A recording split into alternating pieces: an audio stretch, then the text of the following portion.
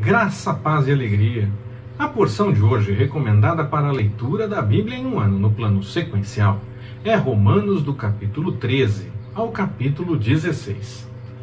O tema doutrinal global que Paulo procura demonstrar na carta aos Romanos é que Deus é justo. Apesar de tudo o que aconteceu neste mundo, mesmo que todos os seres humanos sejam pecadores, Romanos 1,18 até Romanos 3,20, mesmo que Deus não puna imediatamente os pecadores, mas busque-os com a mensagem de arrependimento e perdoe, inclusive, esses culpados quando eles se arrependem. Capítulo 3, versículo 21, até o capítulo 5, versículo 21. Mesmo que os crentes possam não viver completamente de uma maneira coerente com a justiça de Deus, ainda carecendo da misericórdia e da graça. Capítulo 6, versículo 1 até o capítulo 8, versículo 17. Mesmo que os crentes sofram e a redenção final pareça retardar, pareça estar demorando. Capítulo 8, versículo 18 até o versículo 39. Mesmo que muitos judeus não creiam. Capítulo 9, versículo 1 até o capítulo 11, versículo 36. Mesmo com tudo isso, com tantas coisas que parecem incoerentes com relação aos acontecimentos, que parecem mostrar que Deus não está agindo, que não está sendo correto, ainda assim, Deus é perfeitamente justo e nos perdoou através da sua graça. Devido a essa grande misericórdia de um Deus que de fato é justo, nós devemos então seguir um modelo de vida coerente com a justiça de Deus. Aí nós terminamos Romanos do capítulo 12, versículo 1, até o capítulo 16, versículo 27. A carta então tem como esse tema principal: Deus é justo, e nós então devemos viver de acordo com a vontade dele. Há uma pergunta que cabe em qualquer gincana bíblica, e pode confundir, viu? Quem escreveu a carta de Paulo aos Romanos? Por mais que a resposta pareça lógica e óbvia, foi Paulo. Está errado. Ih, pastor, não foi Paulo que escreveu a carta de Paulo aos Romanos? Que loucura é essa? O capítulo 16, versículo 22, nos revela, ou por assim dizer, Baruque de Paulo nesta carta aos Romanos. Foi Tércio. Foi Tércio que escreveu a carta de Paulo aos Romanos. Baruque escreveu muitos textos de Jeremias, e ele inclusive é apresentado no livro do profeta. Nós comentamos a respeito dele.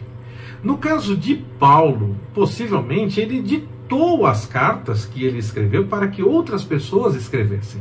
E especificamente no caso de Romanos, quem escreveu foi Tércio. Leia com cuidado o capítulo 13 de Romanos. Muitos citam esse texto para definir a obediência a autoridades. E olha, não está errado. Pensou que eu ia falar outra coisa, né? Não está errado. O problema é que muitos querem escolher qual autoridade deva ser levada em conta para se obedecer com base nesse texto. E não é assim. Primeiro, o texto não fala apenas de políticos. É muito importante isso ficar bem claro. Muito menos apenas dos políticos que mais nos agradam. Todas as esferas de poder dividem a atenção da autoridade, tanto no executivo como no legislativo e sim, no judiciário também. E não é apenas no federal, não. Temos que obedecer à autoridade do presidente, mas aí deixa de lado o governador ou o prefeito? Não é apenas no federal, é igualmente no estadual e no municipal, sim. E não é só os políticos. Nós não escolhemos qual autoridade mais nos agrada e aí enquadramos no texto de Romanos 13 apenas essa. Quero que obedeça a autoridade, tem que obedecer a autoridade, mas só se for a autoridade que eu gosto mais. Não é assim, não. E eu entendo que até mesmo obedecer às leis de trânsito entra aqui. Obedecer todo o Código Penal, entre tantas coisas. O problema é que as pessoas muitas vezes querem fazer o errado e não ter punição. E aí reclamam que foi pegadinha, que estava escondido, que é para pegar mesmo. É para pegar mesmo. Você fez coisa errada e não quer ser pego. Você não gosta quando você não é pego, né? Você gosta. Você reclama quando você fez coisa errada e não foi pego. Não, fica quietinho, né? Então, quando é pego, tem que aceitar. Quando você faz uma coisa certa e a autoridade louva, quando a autoridade diz que você fez a coisa boa, quando você recebe uma condecoração, um reconhecimento, algo assim, você gosta, não gosta? Também foi pegadinha? Não, aí é bom, né? Quando nós erramos, nós temos que assumir também o nosso erro e não ficar tentando achar explicação para dizer que o nosso erro podia ter sido diferente, podia ter sido deixado de lado. Não! Nós queremos tanto o louvor como a punição. Quando nós erramos, nós devemos aceitar a punição, buscar a correção e fugir do erro dali para frente. Então, quem segue as regras tem o louvor da autoridade, o reconhecimento, o mérito. Quem não segue pode sim ter punições, pode ter multas, pode ter prisões. Isso deixa claro, eu espero, que o texto de Romanos, no capítulo 13, não fala apenas dos políticos, e muito menos apenas do político que mais agrada. Eu me lembro quando estava no processo do impeachment da presidente Dilma, as pessoas que defendiam a presidente Dilma diziam que tinha que respeitar a autoridade da presidente Dilma. No dia seguinte ao impeachment, o bom dia da pessoa foi, primeiramente, fora Temer. Você tem que obedecer a autoridade com base em Romanos 13 só se lhe agrada? Misericórdia, não é assim. Você tem que orar pela autoridade. Você pode até ter discordâncias, e a democracia inclusive permite a luta pela mudança, pela alteração. Mas nós não podemos deixar de orar, nem de respeitar a autoridade enquanto uma ordem não vá contra a soberania de Deus. Então eu entendo que nós já conversamos bastante a respeito de obediência às autoridades, mas vale insistir nesse ponto. Nós conversamos bastante quando falamos sobre Daniel, por exemplo, mas vale a pena insistir mais uma vez. Nós podemos ter opiniões diferentes, a democracia permite isso, mas nós podemos até lutar para que as regras mudem, que as coisas mudem, mas enquanto a regra está em vigor, nós obedecemos.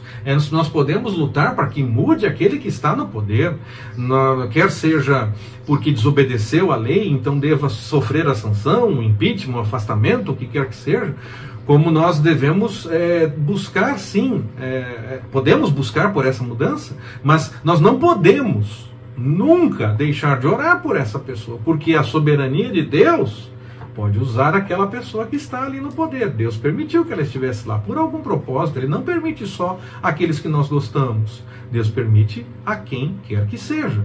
Deus permitiu Davi como rei, e Deus permitiu Nabucodonosor levar Israel para o exílio, e também permitiu Ciro mandar de volta, dar a ordem da volta. Então o Senhor, Ele é a autoridade. Na verdade, Ele é a autoridade. Ele tem seus planos e cumpre os seus planos. O fato de eu não concordar com uma autoridade, até lutar por mudança numa regra ou qualquer coisa, não me desobriga da necessidade de oração, de respeito e de obediência à regra. Alguns até questionam que seja hipocrisia falar contra, estar lutando contra uma regra e mesmo assim cumpri-la. Não, isso é obedecer à autoridade enquanto a regra está em vigor e não atenta contra a soberania do nosso Senhor. Hipocrisia é cobrar dos outros aquilo que você não faz pessoalmente. E aí então as pessoas podem até dizer: ah, mas eu não cumpro essa regra, então eu não posso cobrar dos outros que eles façam. Em tese, sim, você está até certo entendendo o conceito de hipocrisia. Se você não cumpre, não pode cobrar do outro que cumpra. Mas o erro é anterior, tá? O erro é estar no não cumprimento, enquanto a regra está em vigor e não atenta contra a autoridade de Deus, a soberania de Deus. Então, é exatamente essa a única ordem absurda que a Bíblia nos revela. E aí nós podemos sim descumprir. É quando essa autoridade atenta contra a autoridade e soberania do Senhor. Matar, roubar, mentir, negar a fé, negar a Deus, essas coisas. Mesmo que seja para ir para a fornalha, mesmo que seja para ir para a cova dos leões, mesmo que seja para parar na arena, quer sejamos salvos, quer venhamos a morrer no meio desse processo, nesse caso, quando atenta contra a soberania de Deus, nós devemos manter firme o nosso compromisso com o Senhor. aí nós podemos desobedecer à autoridade. Esse é o único ponto. Fora isso, mesmo que nós não concordemos, mesmo que estejamos na democracia lutando por mudanças, enquanto a regra estiver em vigor, a autoridade estiver no poder, nós oramos, nós respeitamos, nós obedecemos. Como seguidores de Jesus, nós temos que entender a nossa responsabilidade de zelar pelo testemunho. O testemunho que nós temos que apresentar diante das pessoas por conta da mensagem do Evangelho. Se não estamos tão preocupados com o nosso nome, com as contas que nós estamos atrasando no pagamento, com desvio de verbas, não pagar os impostos ou qualquer coisa assim.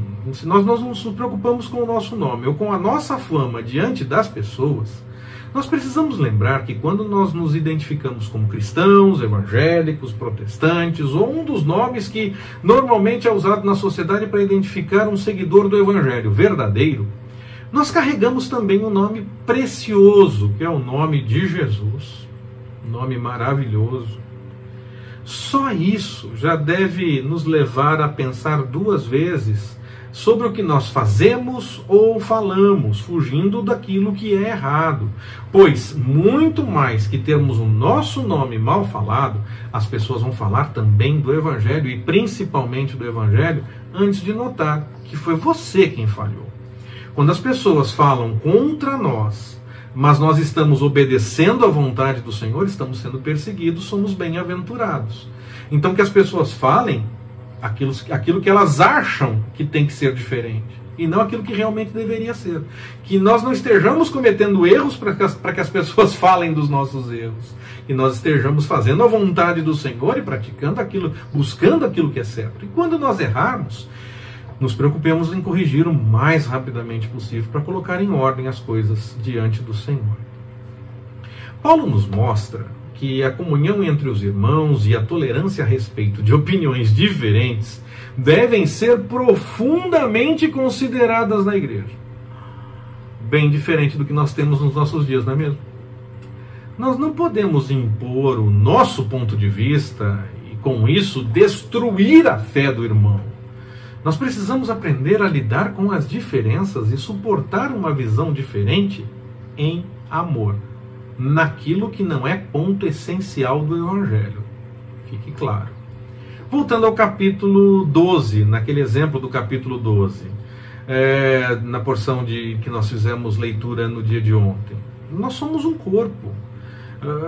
Mão e pé possuem funções diferentes. O nariz pode até achar que o pé está precisando ser lavado. Ele pode achar, claro que pode. Mas ele não se livra do pé, ele não joga fora, ele não condena ou qualquer coisa assim. Mesmo com as diferenças, e elas existem sim, nós trabalhamos para que o corpo siga com as suas necessidades atendidas.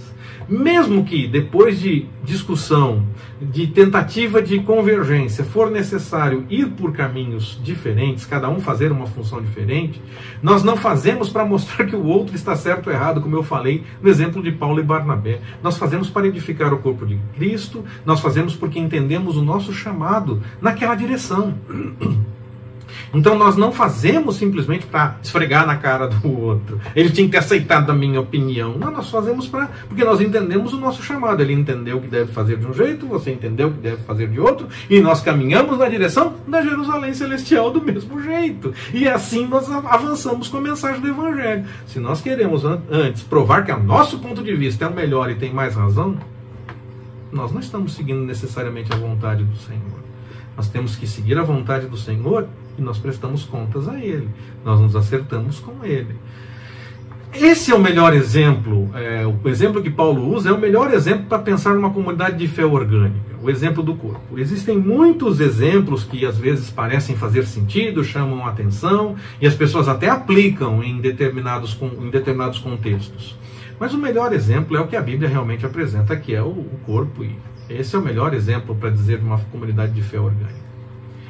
Paulo diz: não faças perecer por causa da tua comida aquele por quem Cristo morreu.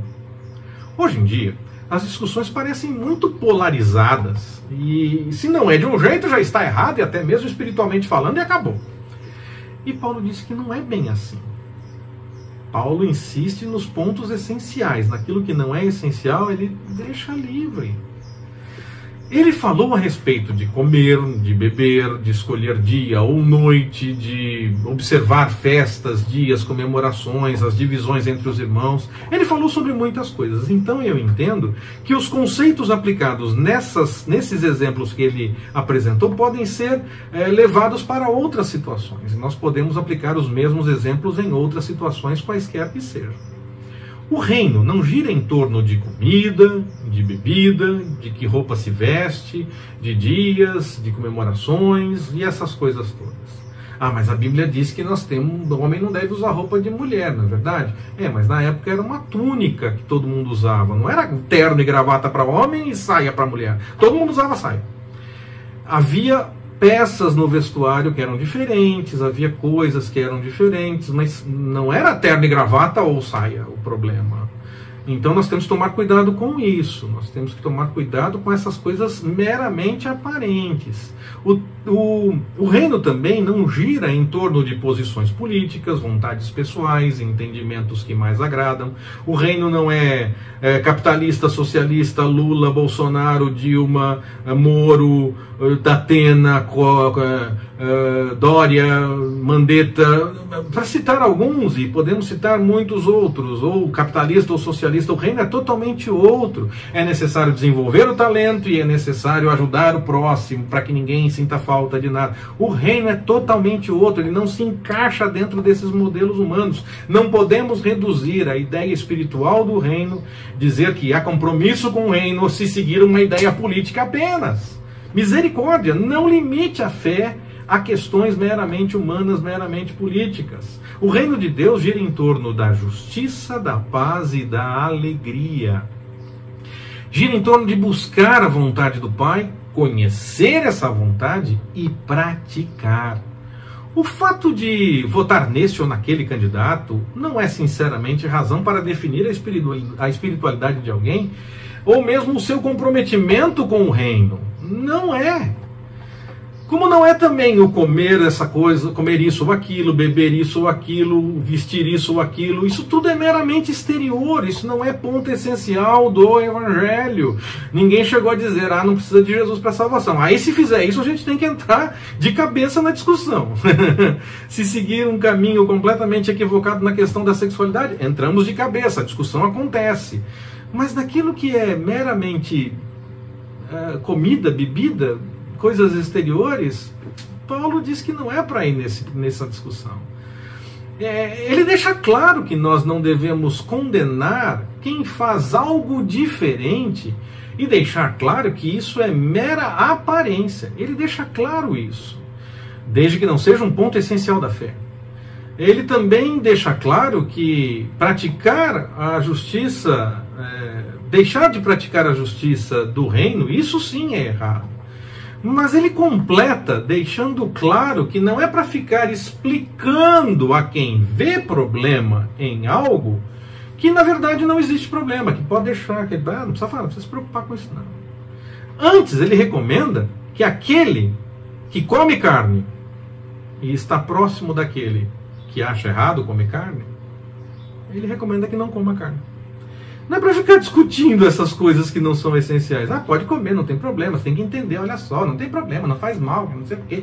Não pode beber, não pode beber, não tem problema. Não sei. Não, a Bíblia fala exatamente o contrário. Leia o texto. Leia o texto. Confirme no texto. A Bíblia deixa claro que aquele que busca a vontade do Senhor, ele abre mão dessas coisas em vez de ficar explicando que não tem problema. Nós discutimos no que é essencial. Por que nós vamos ficar perdendo tempo com discussões bobas de que dia que se comemora, do que se come, do que se bebe, do que se faz em coisas externas meramente que não estão no ponto essencial do Evangelho? Transformamos tudo em essencial no Evangelho. Transformamos tudo em ponto inegociável. Paulo diz que não é para fazer isso, que em vez de ficar explicando para aquele que entende que tem problema, nós ficamos explicando, não tem problema. A pessoa entende que tem problema, então nós vamos ficar dizendo, não tem, pode fazer, não tem problema nenhum, não. Paulo diz, olha, a pessoa vê problema, não faça. O mesmo Paulo que faz isso, ele vai lá e fala muito claramente, até de forma dura, quando a pessoa não entende corretamente a salvação em Jesus, quando entende a sexualidade de forma equivocada, quando entende pontos essenciais da mensagem do Evangelho completamente de outro caminho, indo mais para a lei do que para a graça, essa coisa. E nisso ele insiste. Agora ele fala, é comida, é bebida, é o que se veste, deixa isso para lá. As pessoas normalmente ficam tentando dizer, não, temos que explicar, não tem problema beber. Toma cuidado com o que você posta em rede social. Você posta em rede social alguém falando um palavrão, cuidado. Cuidado. Isso pode escandalizar. Ah, mas isso é coisa pequena, não tem problema. A Bíblia não diz que é para você ficar explicando que isso é coisa pequena, não tem problema. Isso é essencial para o Evangelho? Cuidado. Ah, posta lá que está bebendo. Ah, mas não tem problema beber. A Bíblia não diz que é para ficar insistindo que não tem problema beber. Alguém da sua lista pode achar que tem problema. E aí? A gente discute aquilo que realmente é essencial no Evangelho. Se o arrebatamento vai ser antes, durante ou depois da grande tribulação, eu quero estar lá. Eu quero estar lá. Eu tenho o entendimento que mais parece fazer sentido diante de todas as explicações. Mas eu quero estar lá. Se vai ser antes, durante ou depois, eu quero estar lá. Isso não é essencial. O essencial é vida de santidade diante do Senhor. É busca da vontade do Senhor. É ouvir o que o Senhor quer que você faça. Comer, beber, vestir, isso não é essencial. Não perca tempo discutindo essas coisas. Não perca tempo tentando dizer, não tem problema. Não faça, deixa para lá. Discuta o que realmente é essencial. Eu espero que isso tenha ficado claro, porque isso é um comportamento que é realmente completamente contrário ao que a Bíblia realmente diz. As pessoas normalmente fazem exatamente o contrário do que a Bíblia diz nesse ponto. A importância de ajudar aos mais fracos, ela é sempre destacada pelo Paulo. Aquele que entende que tem problema, ele está um tanto quanto fraco na fé, possivelmente. Dependendo do assunto que realmente não tem problema, e ele acha que tem, ele ainda está no leite, ele não está na feijoada, ele não está no alimento mais substancioso, ele está fraco.